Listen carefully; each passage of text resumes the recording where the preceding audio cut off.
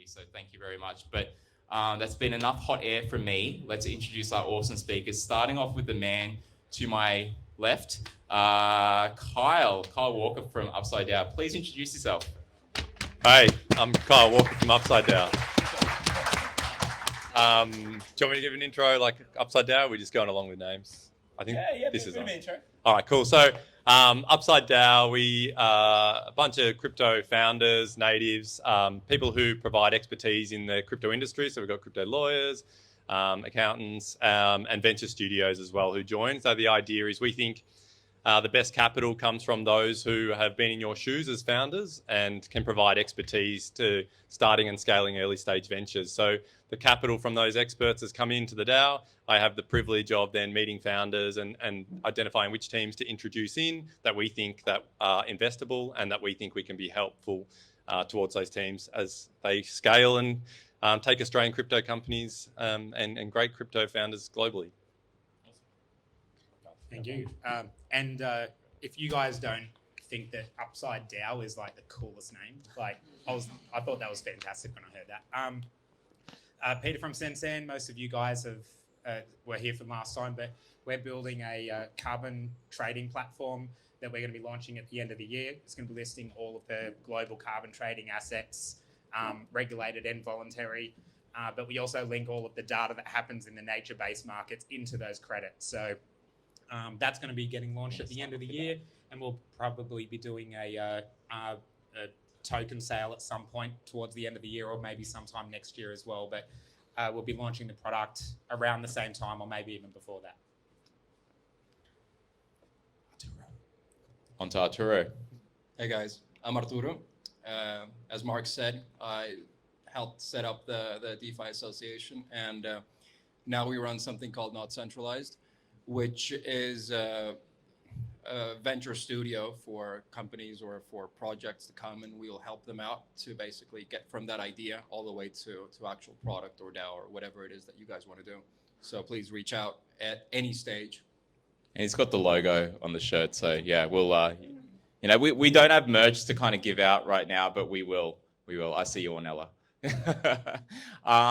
But yeah, guys, this is such an interesting and cool space. I've even got a blast from the past here. Peter Howes, put your hand up.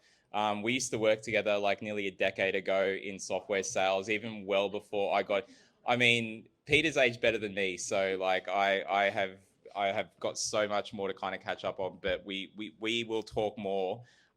There's so many people that we've been meeting that have, from our past that are also in Web3. So it's really interesting seeing all the interconnections and stuff there. And like so-and-so knows so-and-so knows, like it's crazy. So get out there and network and find this guy and connect with him because he's new to the space. There's always going to be a rookie in the room. Peter, you are it today. So congratulations. Rookie, you got to carry the bags, you got to get the drinks, but it's worth it. So thank you for that. Today's topic is all about Web 2 and Web 3 better together. How can we bridge the gap? A lot of fun things going on every week, right? Tornado crash, cash, OFAC stuff, all the bridges that are being hacked and stuff as well. But we're going to start off maybe a little bit light and stuff. And so first question to the panel, and I don't know who wants to answer this first one, but just very generally, what does Web3 have that Web 2 does not? Apart from the three. Prime number? No. I'll start just because you lobbed this in front of. Thanks, I appreciate that. I fundamentally think that Web3 has just the ability to change business models. That's the thing that I'm most fascinated about. So you can change incentives and change the way that a business is able to solve the problem that they're solving. And that is the thing that's the most interesting to me. Like the idea of a DAO or people having voting rights on things that might happen or investments or whatever it might be, just changes the way that all these types of businesses can be conceived. So there's a lot that's different, but that's the thing about it that's the most interesting and fascinating to me.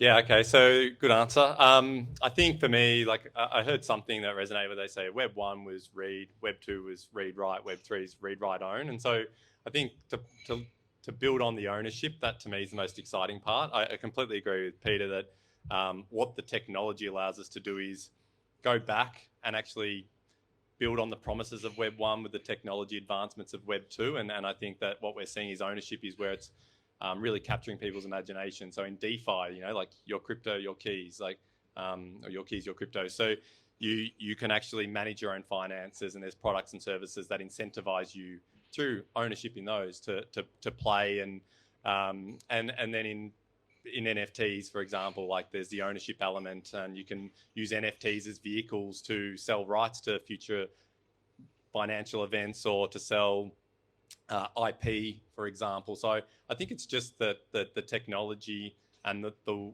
where we are in history and the evolution of technology has allowed us to reintroduce ownership in a way that hasn't been successfully done in the past.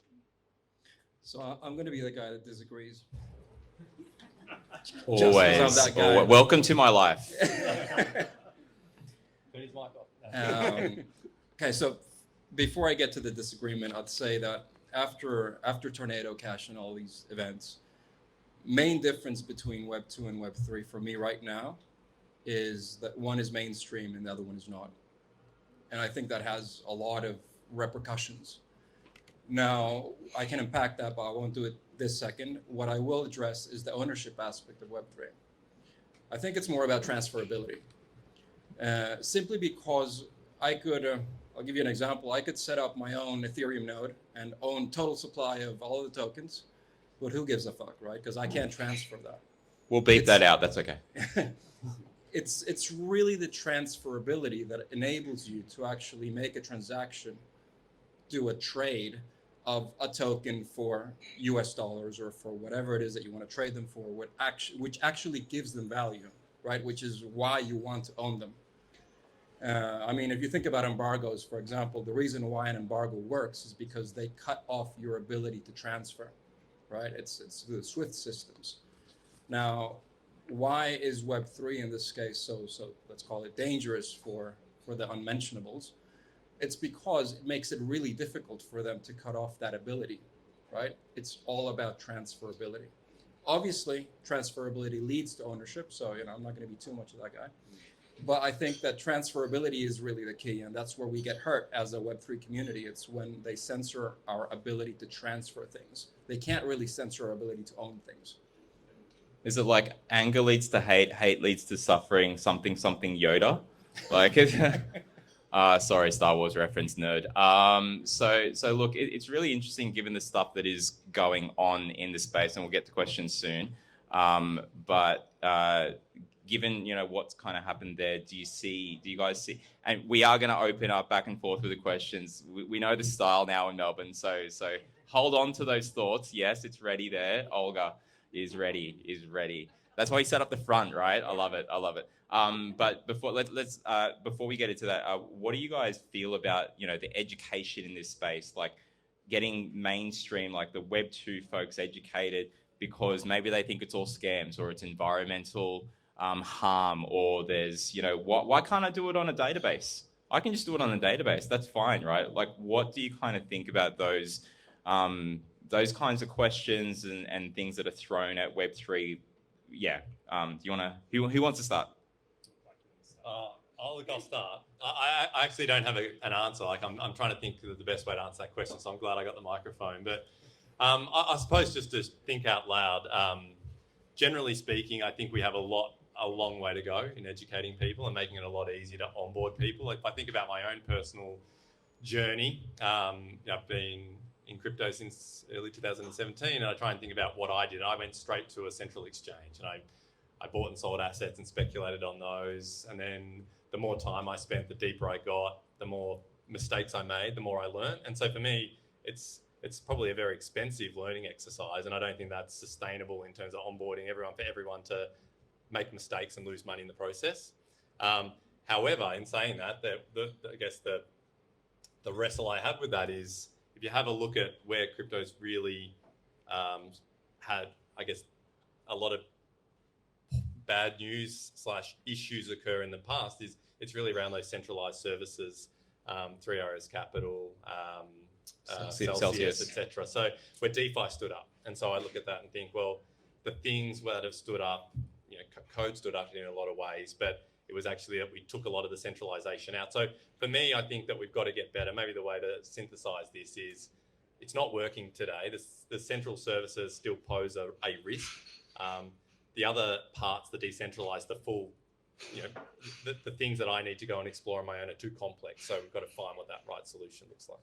I like it. And what you said there, like thinking out loud, that's kind of what this space is. You don't build a finished product or a finished thought. You actually just put it out there and you have the community help you formulate it. So thank you for that example. That was perfect. Peter. I think that crypto's got a bad name. Like the centralized places are the ones that fell over and DeFi stood up, but crypto failed as far as the media is concerned, right? So when people lose money because they lose their key or something like that, crypto's rubbish. And because, I can't reset my username and password because the bank can't do it or something, right? So, but then on the other side, Celsius fails and it's like, crypto gets smashed again on that. So you kind of can't win. Education's going to solve those problems, but I think that it's just going to take a long time for the nuance of that to settle in. I don't think that can come across in an AFR article. So but it's going to take time. Hands up who reads the AFR here, just out of curiosity. It's a fair few. That's good. So it's still, okay, so we should still try to get in there. That's cool. Sorry, just a bit of, the Herald Sun, right? Crypto bad. Okay. Yeah. News.com.au. Anyone? News.com.au. Okay, that's a few. Good. Arturo, do you want to add? What does the DJ have to say? Well, I mean, obviously we know Cointelegraph, CoinDebt. Sorry, what was that? TikTok. TikTok is the new one and stuff. So yeah, Arturo. Okay, so I think that the biggest issue with education within Web3 is that most of the first line of defense, let's put it that way, comes through Twitter, which is basically 120 characters, right? So I find myself, when I tweet, I try to condense ideas as much as I can, just because I want to just put everything out there. And that doesn't really work, right? Crypto is a multifaceted issue, right? And you can't really condense the vastness of that piece of knowledge into a few tweets. And I think that everybody tries to do that. Now, when you read those tweets, you're going to misunderstand. And we're going to come to those points where, as degens, we say, Ponzi-nomics and so forth. And it's kind of a funny thing, but people actually think that it's a Ponzi scheme. Like there are people out there that think that just because you have a high APY, you actually have a Ponzi scheme. And they just don't really go to the length of thinking of where does that APY come from? Does it actually make sense for, okay, let's start off. What is a Ponzi scheme? A Ponzi scheme is that person A buys token for USD, then person B comes in, buys the same token for another USD, and the USD from person B goes to pay off person A, right? APYs are paid in native token. If I were to scam someone with a really high APY with that structure and pay them USD, I wouldn't have any USD left for myself. So it would be a pretty stupid scam, right? It doesn't mean that there's a lot of misappropriation of funds and, bad management of tokens and all that kind of crap, right? But the point is that people misuse terms very, very easily. And I think that one of the reasons for that is because you communicate through Twitter and you kind of assume that that is an actual source of information, which it's not. It's just kind of like an indicator, right? And then you actually have to do your DD, and you actually have to think about the cash flows.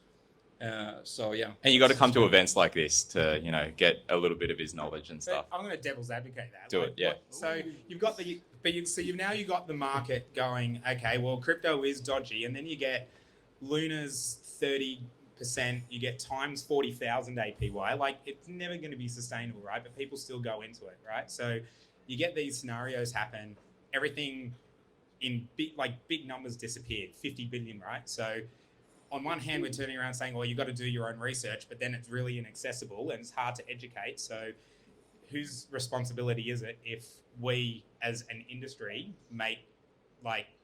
allow those things to happen and people do get rugged? And a lot of support came in for Luna, right? And it just imploded. I love that. I guess that the point with Web3, like the genesis of Web3 was libertarianism, right? And it's not a proper answer because I don't have that answer. And I think that's one of the things with crypto, that it's so big. I mean, nobody really knows how to manage a DAO, right? We're still talking about DAOs. I don't know how to manage that, but who's responsible? I mean, I think that it's, if you have a collaborative community, you're both responsible as a developer to actually try to explain as much as possible what your product is. But as an investor, if you don't understand it, don't get into it. Or if you do get into it, put enough money for you to be okay with losing absolutely everything. Because that's probably what's going to happen. There's definitely a bit of education there on both sides, right? Like it's not your fault, it's not your fault, it's our fault, but we've got to do better together. So I didn't mean to cut you off. I should have gone for this mic.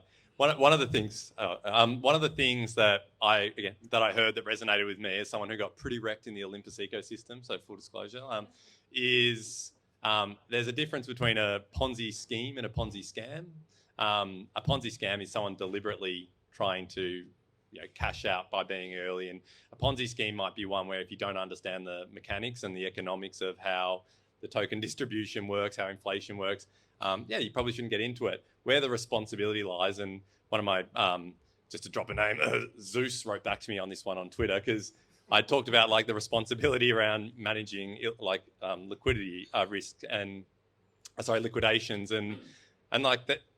For it has to be attractive for someone to lend the money. Otherwise, they're not going to lend the money. So it's, again, this is where I think we're still early, and we're wrestling between what's responsible, and we want to empower people to make their own decisions, but then they need to be educated. And so we're not quite there because the current system isn't working. So I think just to come back to the Ponzi scam part, and that education is still going to be really important because people don't necessarily understand how the tokenomics, etc., works. So. I agree. And we'll go to some audience questions now. We've got a gentleman up the back and then Donna up here. So we'll go 1 and 2. But just before that, just on the scams, I don't know if you guys have seen the stats. I'm a numbers guy. He's got Numbers DeFi as his Twitter handle, so I had to come up with something else. But basically, when you look at what's going on, Chainalysis does every year crypto crime report, and many people refer to it, but it still needs to be referred to on and on again, because people still think as soon as there's a rug pull here, or like the microphone's doing now, that it's all a scam. But the problem is that, it's 0.62% of total volume was illicit activity in 2020, 0.15% in 2021. That'll probably get revised up, but it's still going to be less than 1%. We're going to do an audience thing here. Who, okay, let's take a guess, and I'm going to read out some numbers and you put your hands up, right? So global GDP, money laundering, global GDP. Who thinks that it's less than 1%? Put your hand up. Okay, we've got one hand there. That's great. So who thinks that it is between 1 to 2% global GDP? That is all around the world, all the economies, normal traditional finance put together. If you think money laundering is 1 to 2% of that, put your hand up. Okay, we've got the rest of the multiple choice before I choose. Okay. Well, 30%. No, too high. So look, who think the second one, third one will be 3 to 4%, and then apart from that, we'll go 5%, and then up to 10%. Okay, so 3 to 4% hands. Okay, 5% around there, 10%. It's actually around between 2 to 5%. There's no specific kind of answer. So you're all kind of right. See what I did there? That's totally cheating. It's better together. You give the answer that can kind of be a piece of the pie. We're all concentric circles and stuff. No one feels left out. I am. I'm gunning for the likes. Okay. But it's surprising, right? I didn't realize that it was between 2 to 5%. That's not a number made up. That is from the UN, the United Nations, and Arturo's part of it, maybe. But 2 to 5%. And we're arguing over crypto being such a poor thing or whatever, that it's not doing its job well. It still means that, because these stats aren't out there, we need to do more in this space. You're going to shout out something? I'm not sure if that includes the Panama Papers, but if it doesn't, then maybe that 10 to 20% is getting up there. So we're going to go to audience questions because this is the fun part. So gentlemen up the back, if you want to hang on, I'll get you the mic so we can hear it on the recording. So beforehand, you guys were talking about ownership and transferability in terms of what Web3 is. I would argue that Web3. I would argue or say that yes, ownership as its provenance, but not transferability, because we have things such as SBTs as well as other things that are coming into development that are not meant to be transferred, and there's a reason for those needing to stay in one wallet. So I'm just wanting to know how you would respond to that. As I would say, it's provenance over transferability. What was the woo for? I missed that. It's an interesting question. Think of it this way. What would a blockchain of non-transferable tokens look like, i.e. only soul-bound tokens? It would be identity. Oh, come on, I gotta get the mic there. Come on, guys. You know how this works. It would be digital identity. You would have a chain to prove your digital identity.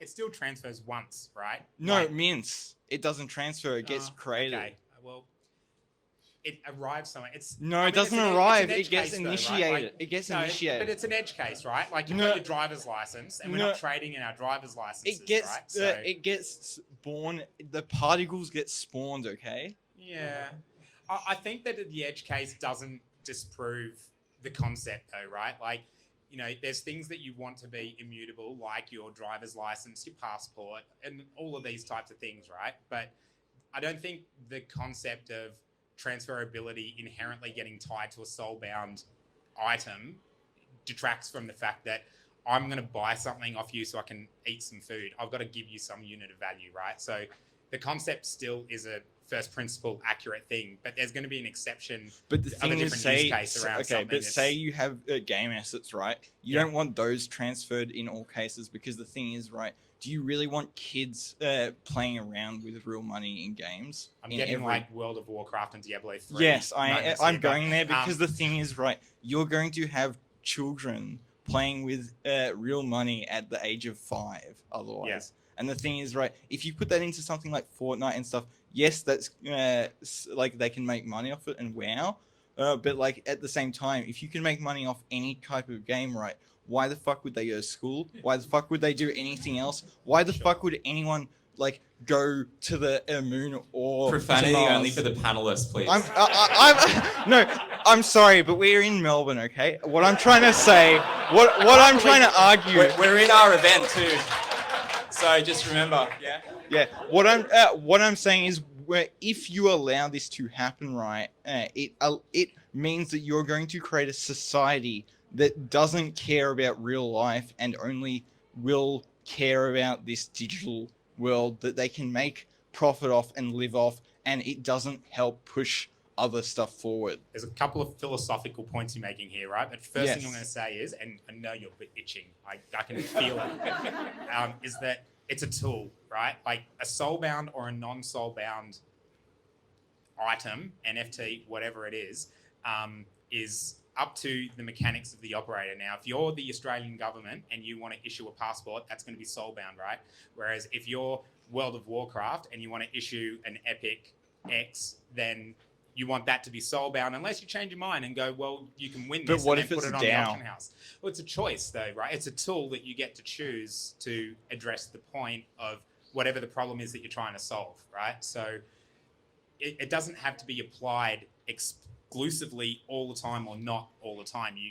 We have the benefit of choice, right? So, and the Australian government chooses to issue a passport right now and only give it to you. And if you try to transfer it to Peter over there, who's got the same name as me, it's probably not going to work, right? However, people do make fake passports, right? And they do transfer them around. Are we still talking about blockchain? In essence, yes. In essence, yes. It's just that it's on a high degree or higher level. I think we can go on for hours on that. And we'll do it after. Yeah. I appreciate that, though. Thanks for the comments. I have another question. A preview of our Monday Twitter Spaces, everybody. So there's that. But no, please do save your questions. Look, questions are good. We want them, but let's mix it up and stuff as well. Olga. She's going to be easy. Unlike like, no, just joking. I think my question will be for Kyall, because you work with different startups, and do you have any use cases that your startups are working on, bridging this gap between Web 2 and Web 3, like any practical use cases? They're working with different industry, let's say education or healthcare, anything. They already started working and they're doing it really successfully. So it's maybe there's other people who working within different industries and planning to actually go from Web 2 to Web 3. We'll see like, oh, okay, this is where I need to start. So we are looking for pre-seed seed, so early stage companies. To answer, I can speak about what we've looked at. What we're seeing is everything from music and how to reimagine music and what that might look like in terms of changing the value chain between creators all the way through to the consumers. And there's just so many things in there as well. And so the teams we're talking to, there is everything from ownership transferability through to, just reimagining how that bridges the real world. So if I own the asset, what does that mean for me? So if I buy this music and this music is being produced on chain, there's various layers that are distributed randomly. So you can think about how music can be reimagined all the way through to that asset that now allows me to enter a concert or view something live online as well, seeing things from there, looking at the way IP is transferred at the moment. And this happened in the real world recently, where Justin Timberlake sold the IP to his music collection for a lot of money. Hands up who remembers Justin Timberlake. Not everyone. That's there. What else are we seeing? Like, I guess maybe just so I don't go on for too long, like we're seeing a lot, but just be specific around the Web 2 to Web 3 question. Another one that we've looked at and we really like is they're kind of looking at what Steppen did. And I think someone like, I've got a background in health, and I think one of the questions that's been asked for is like, why don't we just pay people to be healthy? And I think Steppen introduced a mechanism that within a bull market might work, but I think what's being demonstrated at the moment is they've got some questions to answer around sustainability of their model. And they're very smart people, and I'm sure they'll figure it out. But I think what this group we're looking at, they're introducing a third party. So they're starting to look at more circular economy. So how do we exchange value between multiple parties where like a barter system might work in the past? So they're looking at bringing in merchants. So I might pay you a token to do a certain behavior, but there might be something that behavior that is then valuable to a third party that they're willing to pay for that. So, I mean, I guess a really crude model, not to say that this is in Web3, but how that might look is when you've got advertisers, social media users, and Instagram, Twitter, Facebook, etc. So by introducing third parties, you can introduce new business models. I like that. And, it's interesting because one sec, we saw in the bull market that it was just easy to make money, right? Like any token, any altcoin, any shitcoin even was just something people bought into, and it number go up, right? But it doesn't work that way in off-peak. Like, you've got to give people a good reason. If the only reason people are buying into your token is because of price appreciation, that should really not be a token, is my personal belief. There should be more to it than that. It should be survivable. Sure, we're going to have tokens when, in the new economy, it's going to be like equities where you've got consumer discretionary, those things that you want, but you can't buy every weekend. But then there's going to be the ones which you need to buy every weekend unless toilet paper is off the shelves, for example. So we're going to have those types of I think that the tokens are going to need more of that. And Steppen is a really good example because Generation 1 was the Ponzi-ish type, more people coming in, but it has to change and be better for Gen 2. So we'll see. Another question? Let's go. Round 2, fight. First off, with what you were saying about a third business, doesn't that then get into advertising in, say, potentially the metaverse, which is concerning as it is trying to step away from that? All right. So to answer that question, I would say, is advertising a bad thing, and does it have a role in Web3, or not? I don't know. I don't necessarily have an opinion on that. To bring in a third party, Because what are we trying to create at the end of the day? Pardon? What are we trying to create? Well, I think that comes down to the. What is Web3 trying to do? What? I'm asking you. Does anyone want to? I don't think that's a question for us alone, right? But you should have some kind of understanding or some kind of thought as where it should be going. Otherwise, why should you be building it then? Because are you actually the person who should be building it if you don't know where it should go per se?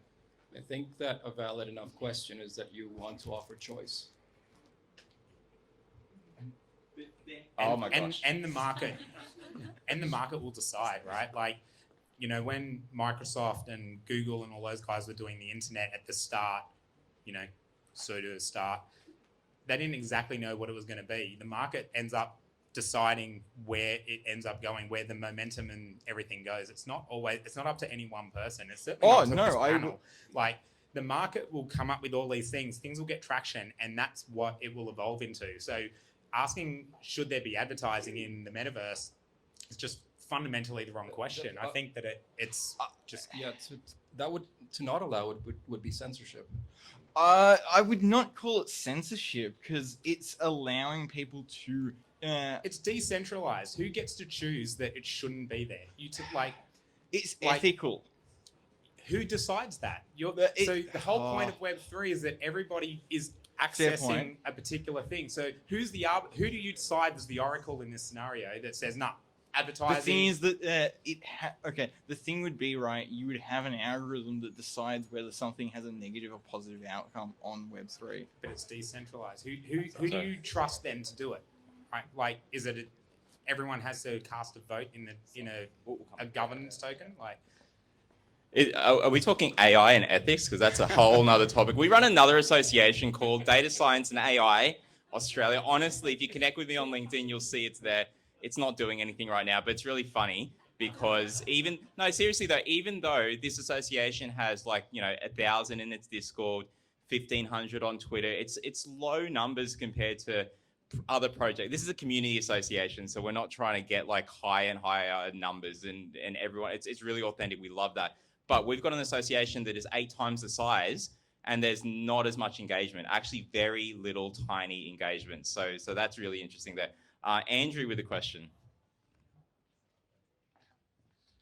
Thanks, Mark. Thanks everyone for speaking, and thanks for putting on the event, Aus DeFi and Sensand and everyone else who contributed. On the topic of DAOs, I guess, how important is voting in a DAO? I guess open question to the panel, because I know I'm in a number of DAOs and I find it hard to get to every vote and vote on everything.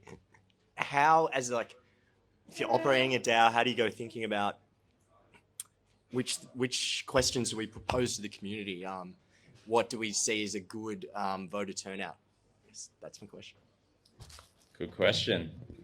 Solve it, Arturo or Kyall. So, or Peter. So I'll have a first crack at this one. So this is very pertinent to what we're doing. So we're starting an investment DAO, and we have a belief that that starting a fund and having a lot of adopting on-chain mechanisms creates a differentiating factor that traditional VCs, Web 2, TradeFi funds don't have. So that's like a starting position, and there's a few layers to unpack there. But what we did is when we started our fund, there's another thing that was a hypothesis that had proven true for us, and that is that not many DAOs are autonomous, and so that's really important, as it's in the name. But the experience that we'd had is that everything goes to a vote, and that's not practical, but it's also not the best use of everyone's time in the DAO. But not everyone in your DAO is qualified to make decisions around certain things, and so it's a real don't throw the baby out with the bathwater.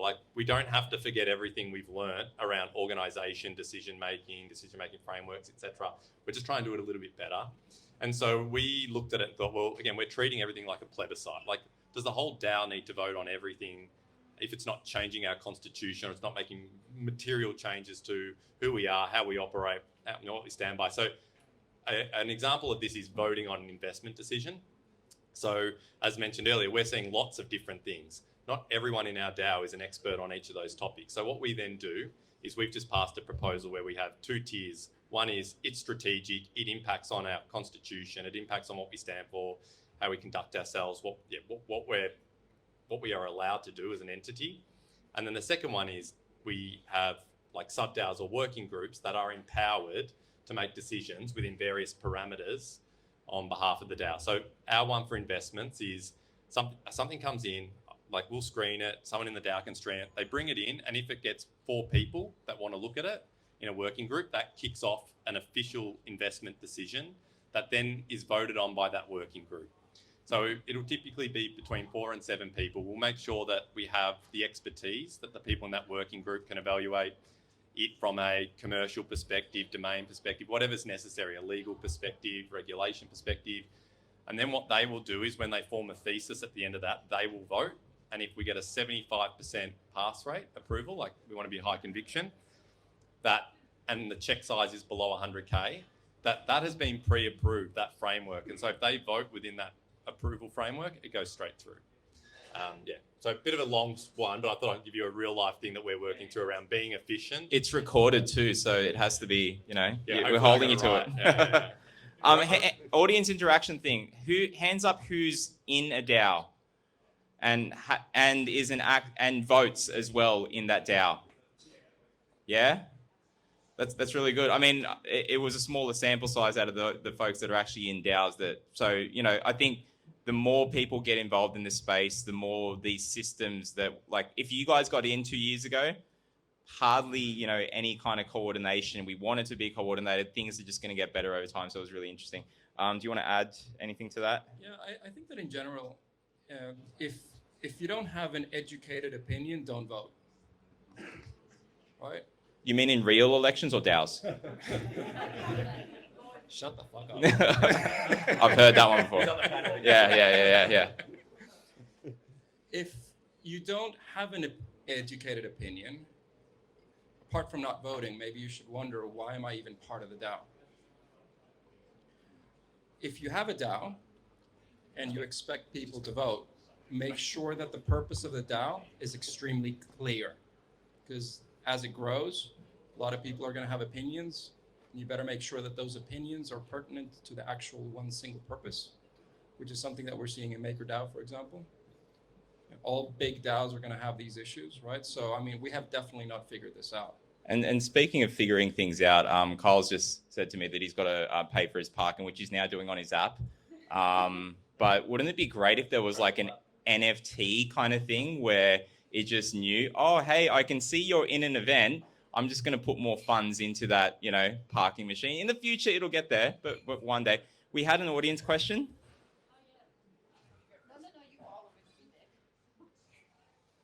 What do you think are some of the strengths of DeFi projects in Australia at the moment? Who wants to answer that? Or I'm going to pick on someone. Can I throw to someone in the audience? Oh, yeah. We've got some DAO members here, so I'd love to hear what their thoughts are, but they're also very educated, the Apollo Capital teams in the audience. So. Put the hands up, Apollo Capital. They see a lot of DeFi.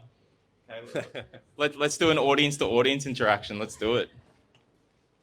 Sorry, I don't want to flip over the camera.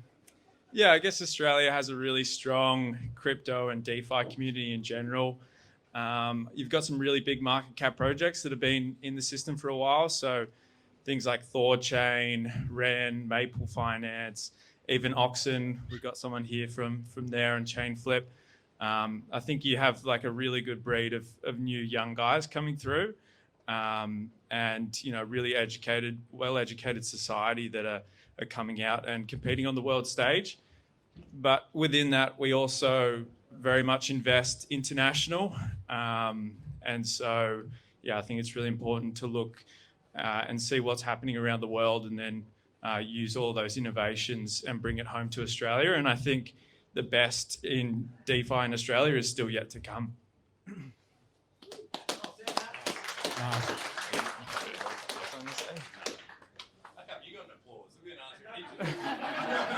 Yeah, our answers were rubbish, dude. Clearly. Wait, my seat's free if you want to come there. Okay. Any other audience questions? Oh, we've got one right at the back. Daniel from NFT Melb. Hey, legends. Talking on the topic of education and going back to that, I'd be interested to know from the Australian perspective, like we do our best, Mark does his best from Aus DeFi Association in terms of running these events to educate everybody. We're all here to educate ourselves. For yourselves, who are the leaders within Australia from an educational standpoint that's really helping onboard projects as founders and then the consumers? I know locally you have TradeFlows, which are doing an awesome job on a local standpoint from crypto. You've got influencers like NFT for Noobs. Is there, and you may not have an answer to this, a leader in this space that we could be looking at for an example, or do we need to create that? Apart from NFT Melb. Clap. I will. Part of the question that stumps me in the previous question as well is in Australia. Crypto is just so broad that I don't look at regionalized things pretty much at all. So where I learn from is just, I read certain articles, I follow certain people on Twitter, I listen to a stupid amount of podcasts. Thank you, Bankless, by the way. That's crackingly good. So Bankless, you just look for the right resources. I don't find that I follow any one major sort of place for where I educate myself personally. But beyond that, I think that Web3 will just become part of everything that happens, and people will educate themselves along the way. The friction needs to reduce and it will kind of sort itself out. But personally, I think everyone just needs to go and do their own research on where they do their research. Yeah, I'm really biased here. I think that the people within the Aus DeFi community Discord, not counting myself, because I just shitpost, are very helpful. And there's a lot of discourse. There's a lot of, communication there. And I think that one of the things with this space is that you can't really buy a book and think that you'll educate yourself. It's really difficult, right? There's no one place you can really go apart from a place where you can actually ask people and let them, tell you anecdotes, and then you'll pick that anecdote up and then you'll ask a little bit more and so forth. But I think that find a group of people that you can actually talk to is the easiest way to educate yourself. Yeah, if you're not in the Discord already, please join the Discord, because there's a lot of really good insights there. If you're not on Discord, that's okay, because we'll put stuff up on, all of these are recorded where we can. So this one's definitely hello, there we go.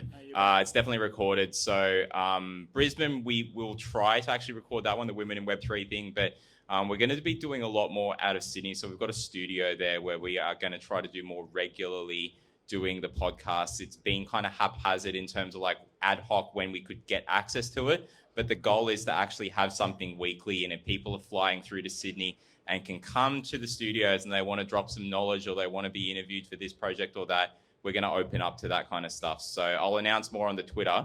But on Discord, please do try to join that. We had some questions here and a gentleman back there. I think the Twitter spaces as well, just to quickly wrap up, they happen pretty dynamically, and I think that you guys do that. And every Monday. That works really well as well. Also, just want to give a plug for John Basilios, Hall and Wilcox. I got a Q&A fireside tomorrow. So if you're talking about what was just discussed is great local communities, but also what's happening overseas in terms of the innovation technology. But I think close to home, it's really important to be across legal, regulation, compliance. These are geographical challenges. So I shouldn't say challenges. These are geographical things that we need to learn about and collectively, support the maturing of these for it. And on that geographic thing, if you guys were here last time, Steve Vallis, the ex-CEO of Blockchain Australia, he has just left. So he's doing something called Blockchain APAC, which is all about connecting the different regions. So it's enough to do cool stuff locally, but you're still in your own kind of bubble.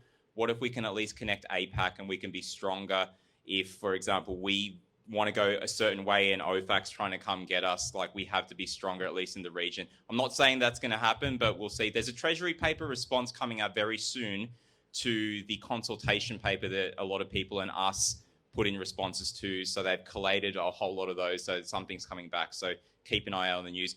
we've got a question from Don. Is it Donna? Or did you have it? Yep. So Donna, we had someone at the back, and then we'll wrap up. And we've got some other presentation things on. So just letting you guys know.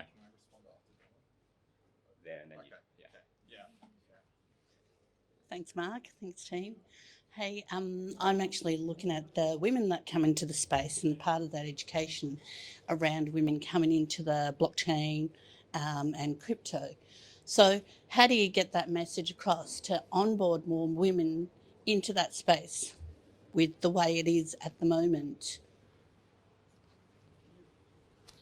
Well, I think it's a problem in technology broadly as well. So I will say that the next event is that we're going to be doing is a women's panel as well. Like the whole one will be there. So Adelaide over here is working on and organising all of that. So it's in the works and everything. So it's something you need to be conscious and mindful to do, because it's just not going to.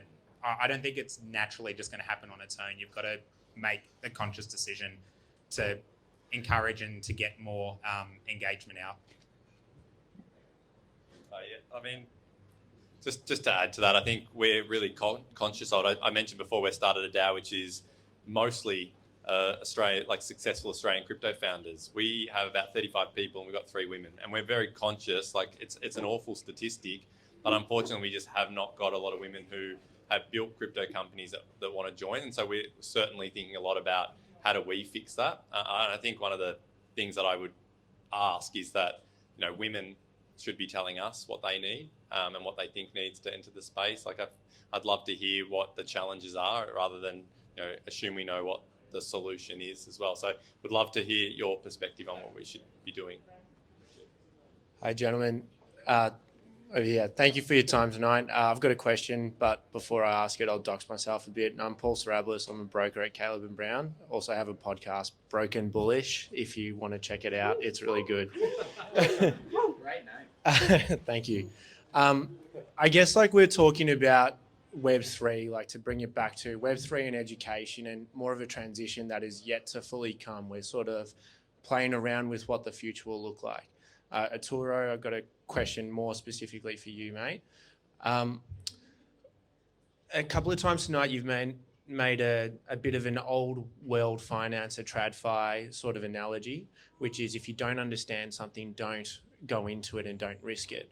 And I think to touch on Dan's question a bit more, which was about education and how do you find education, I think my question is to you is, with this change that's forthcoming with Web3 and crypto, what do you think the role is people who understand financial principles at their core for the transition to the future?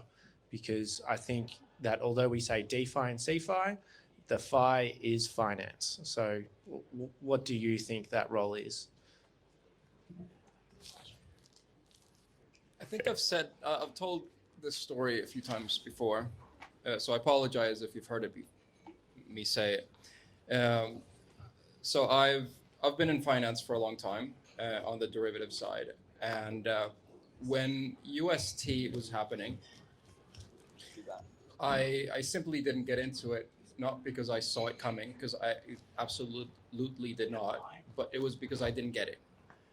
And I didn't get it, not because I thought it was stupid, but because I thought that, it must be this Web3 thing that I just don't understand.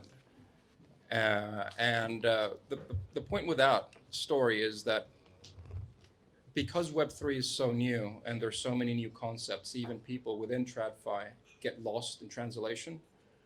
And it's sometimes hard to feel comfortable with understanding that risk is risk no matter what context you are. The context changes, but it's still risk.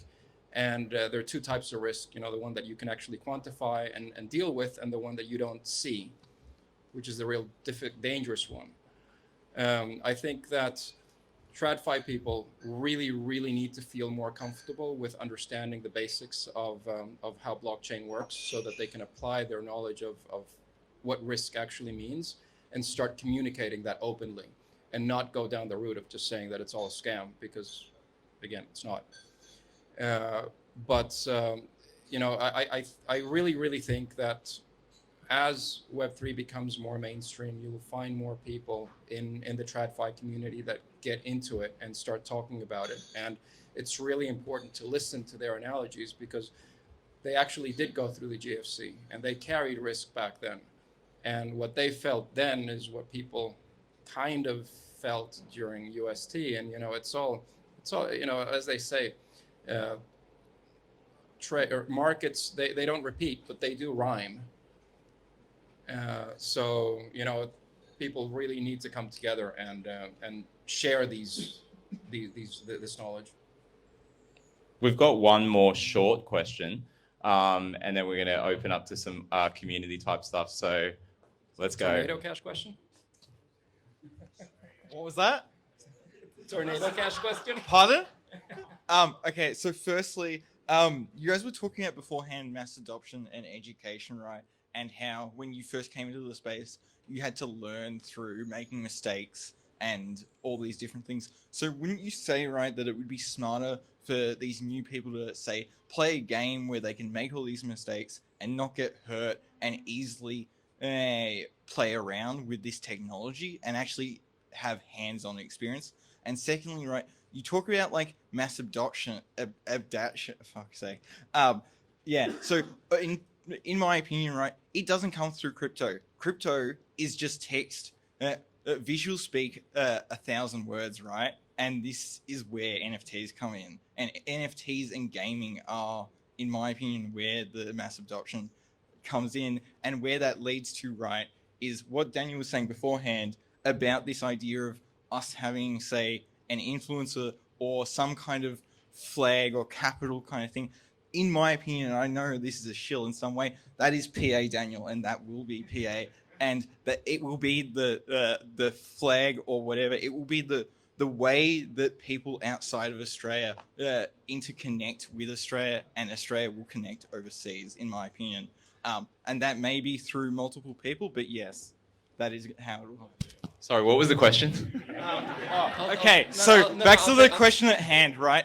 Wouldn't you say that the game would be the best way to educate someone into the space, as it means they get hands-on experience? Awesome. Well, there are test nets, right? That's more simple that say something that's more simple that say Donna or say anyone can access from their phone or they can access from their computer at any time. A test net isn't easily accessible for anyone. Yes, we can do it, and anyone can do it if they actually put their mind to it. But I'm sorry, but most people don't have that much time, or they don't care enough to do that. Let's let Arturo finish. Testnets? Yeah, look, I think it's the question is a combination of how do you get into crypto or Web3 in the state that it's now, and how do you achieve mass adoption through simplicity. And I think that they're two separate questions, right? If the state right now is that if you want to understand, you need to get onto test nets. Mass adoption, we're not there. So I don't think there is a tool yet that you can actually point to someone and say, this is how you learn it quickly. Do you think that could be funded tomorrow and that could happen? That's yeah. So, guys, in the interest of time, I apologize for being the shit one here, but in the interest of time, we've still got more stuff to go. So this is definitely an upstairs conversation over drinks over a few days. So tune in, folks, because like we'll record it. Like this is actually, I'm not trying to put you there. This is actually really good conversation. We just have a time limit here, so and remember, if it's not on the mic, it's not going to get heard. So yeah, but anyway, look, guys, let's thank our panelists because they've done an awesome job. They've run the gauntlet. We've got a few more things to do, so if you guys want to hop up and become audience members, go get drinks. Thank you for volunteering your humility. Let's go, PD. Silva up on the stage. Let's go.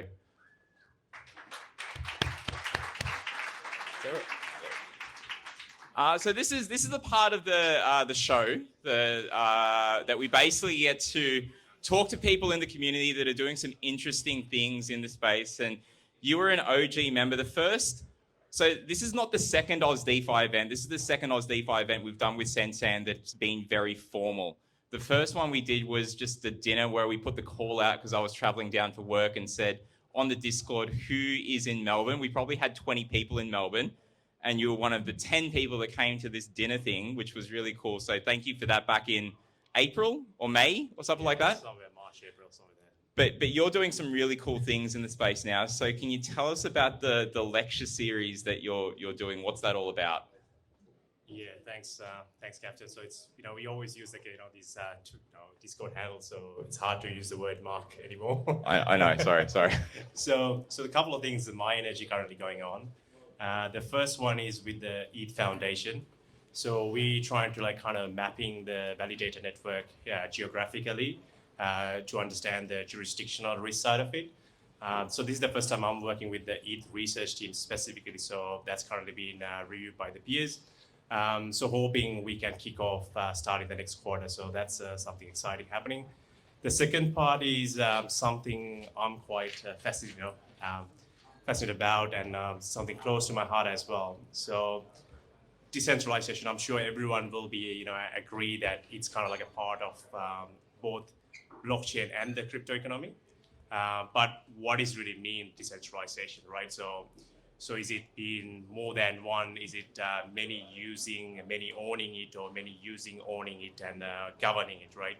So if you go around this room and ask that question, I'm sure we'll get different answers from everyone. I think it's totally fine because it's kind of like a spectrum and it's kind of personal as well. For someone like me who's an immigrant, born and raised in a third world developing country, for me, so the geographical decentralization also plays a part. So for example, if you look at looking at the past of it, there's always this lack of knowledge flowing from the Western world to the developing nation. That's purely because of the intellectual property rights and everything. So if you know IP, if there's IP on a particular product or service, that means kind of it's limiting of using it, accessing and benefiting out of it. So because of that, there was always delays. I think with the YouTube and the whole movement about open source nation kind of dematerialize a bit. But if you look at the space that we're really in, the crypto space, right?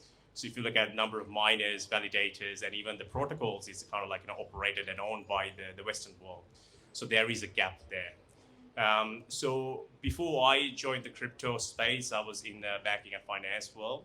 So I was working for one of the leading finance organizations in the country. So I was lucky to get a bit exposed to how the payments work, how the settlement remediation work when things go wrong, and also to be part of that MIT cryptocurrency initiative ran by the SEC chairman, Gary Gensler.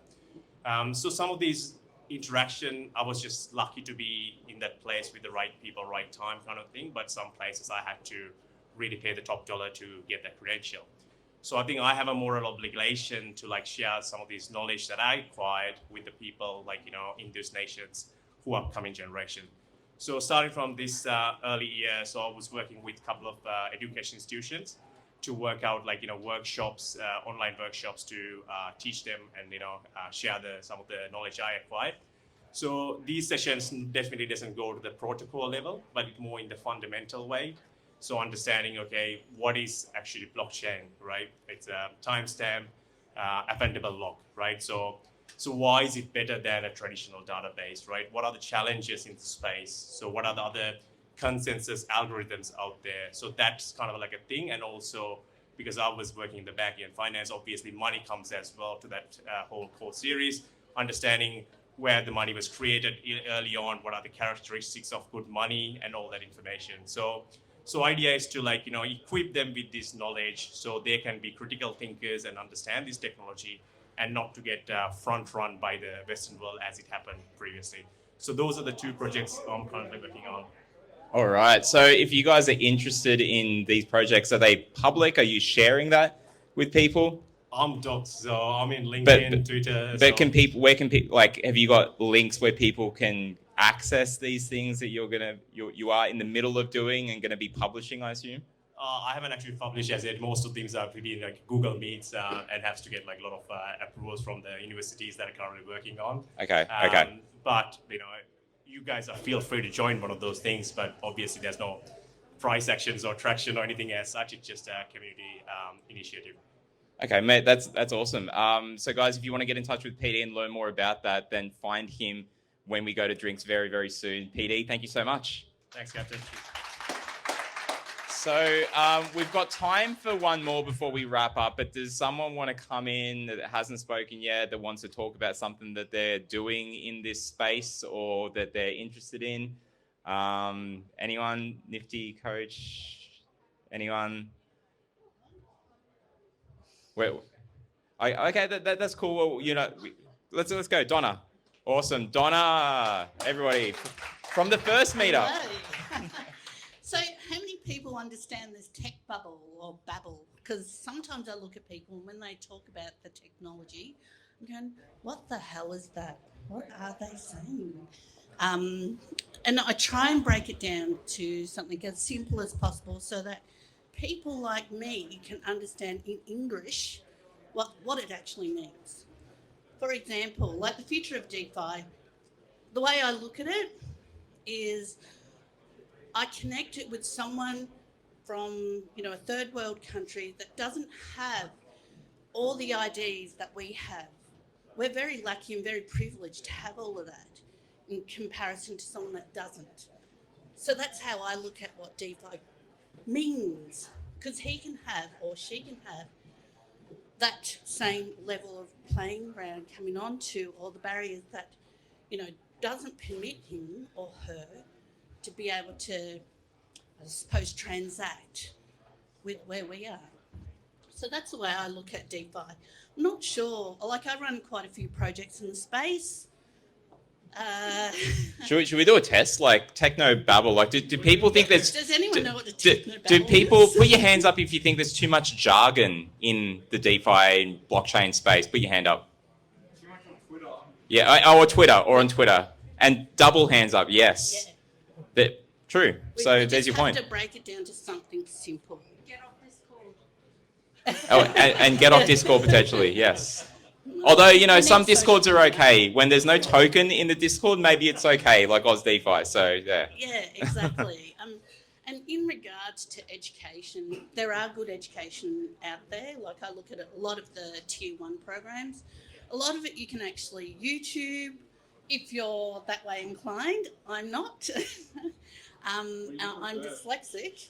So it takes me 3 times as long to understand what the content's all about. But that hasn't been a disadvantage for me, and I just use that as a, moving forward to understand it more. And once I get it, that's it. It's here we go.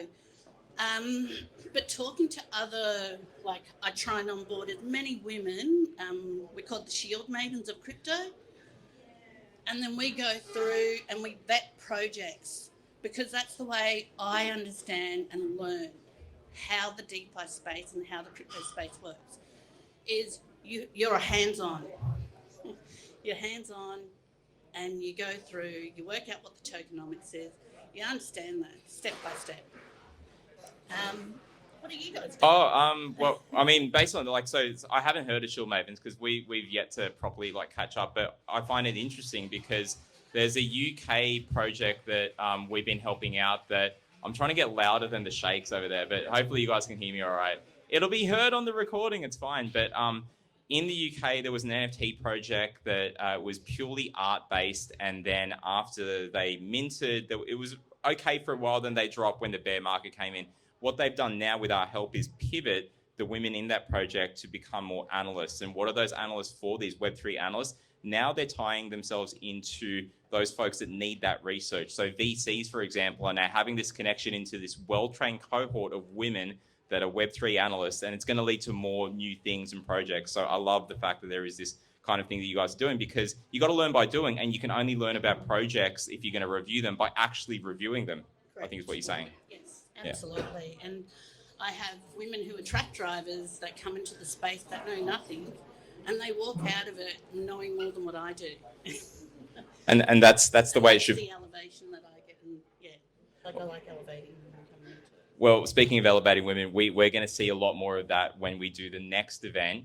So we're going to see some more, and we'll work out exactly what the titles are, who's going to come in, but no doubt you're going to help us. So I'm sure if you're still around, like, you know, if you're not busy, then please do help us. But guys, if you've got questions for Donna about all this kind of stuff, I'm sure you're sticking around. So come. Kelly's there. She knows some answer too. So come and say hi. And do you want to come up, Kelly? Or... Come on, let's go. Let's go. Round of applause for Donna and Kelly.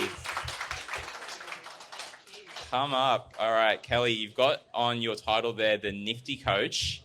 So do you want to tell people what that means? What is it all about? So kind of goes back to what you were saying before, that for me, it's about onboarding women into the NFT space. And as great these kind of events are, if you're in the bubble already, but it's about getting it and how we get out to the people that aren't in the industry that we need to onboard. So for me, it's a lot about female businesses. I think entrepreneurs and NFTs are fantastic. Token are great for businesses. So it's just getting that information out there and working with them and showing them how they can use this technology. Was there a question? This is not a question. This is not a panel. No. Wouldn't you say that children are more important, though?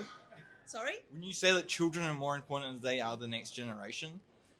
Yeah, but you've still got a long way to go. I'm in my late 40s. I've still got a long time to go. Debate later, folks. You've got fight one with those guys there, and then, you know, we'll do the other one after. But everyone is important. You've got to start somewhere, right? Well, I think for us, I see it as Web3 is the first time that women, especially and marginalised people, have a level playing field.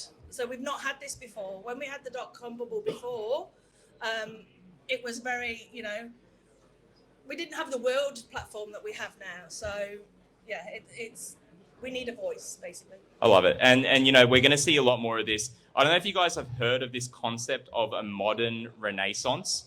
So the idea that back in the day, the Renaissance was all about the printing press coming out and then also ledgers. So what do we have now? We've got ledgers again, a more digital ledger, and we've got a wider form of communication. So it's really interesting, the parallels. And hopefully you're coming along to the Women in Web3 event that we'll throw next month. So thank you very much. Donna, NiFTiCoach, thank you. All right, guys. So look, a couple little things before we finish up, and I'll let you guys go for drinks because I know you're itching to, and there's going to be a lot of awesome conversations here. But I just wanted to say thank you to everyone that's come along, taking your time out on a cold Tuesday, cold for me, I'm from Sydney, cold Tuesday evening in Melbourne. I used to live in Melbourne too, but I'm not used to it anymore. We are going to do some more awesome events. Check out a calendar that we've got. It's the pinned post on Aus DeFi on Twitter. So Aus DeFi on Twitter, the top post is the calendar, which was not really our idea. We did it with All Things Blockchain out of Melbourne, so shout outs to them on the camera. But there's going to be a whole lot more awesome events, and please do join in on all the festivities and celebrations and network with each other. Thank you so much.